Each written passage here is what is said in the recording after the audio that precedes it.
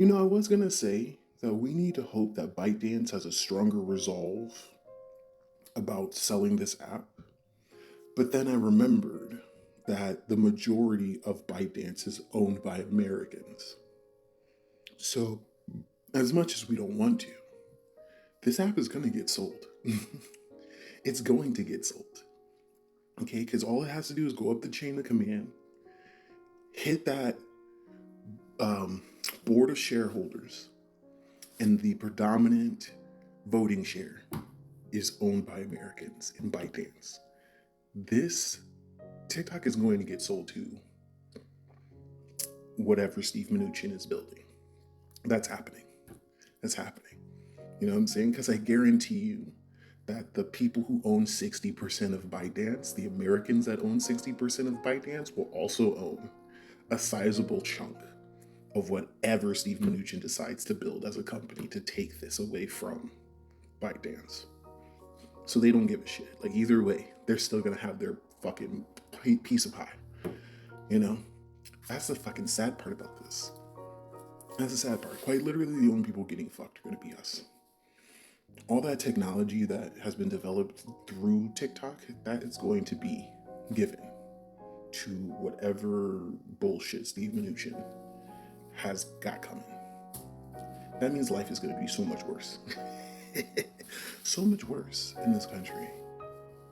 Really, like, I've been very much upset towards liberals and shit because everything that's happening in Haiti. I'm in a very strong I despise you motherfuckers type space right now.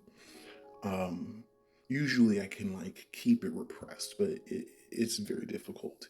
But when I'm looking at what is happening, quite literally, the imperialism and fascism that the United States gets to do abroad, toppling governments, murdering leaders, stealing corporations or businesses, you know, all of that is coming back home.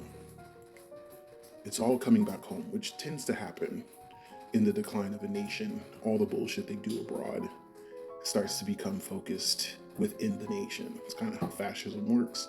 So I really encourage y'all to like look up some of the history of some of the countries throughout Latin America, particularly Chile. Like, if you really want to know what this country is going to look like in the next, like, I don't know, fucking 15 years. I'm being very generous with 15. I'm giving y'all a lot of time on the table. It's probably going to happen a lot quicker than that. But if you want to see what the country is going to look like, look at Chile. Okay, when Pinochet not came to power, was put into power by the United States.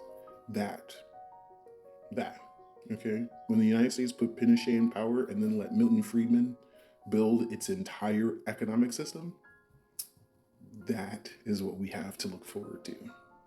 So, yeah, fun times. We're fucked. This shit is inevitable at this point. It's inevitable at this point. Mm. Yikes.